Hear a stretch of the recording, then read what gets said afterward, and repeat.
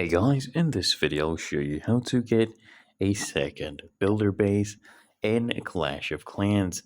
Now the first thing I want you to do is once you launch Clash of Clans, you'll be asked to do this tutorial. Just go ahead and proceed with this.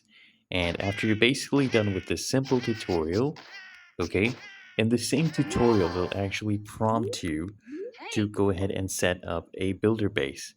So now we're going to do this attack, and once you're done with this one, okay, then we will be led back to our base. So once we return home, as you can see right here, it will prompt you to get a second builder base. So here under resources, you'll see builder's hut, and you can place this anywhere you want. I'll place this one right here. And as you can see, now we would have two builders, okay? Two builders for us to go ahead and use and just complete the tutorial, and then you can actually begin to play the game. And it's really that easy. If you found this video helpful, make sure you smash the like button and subscribe to the channel.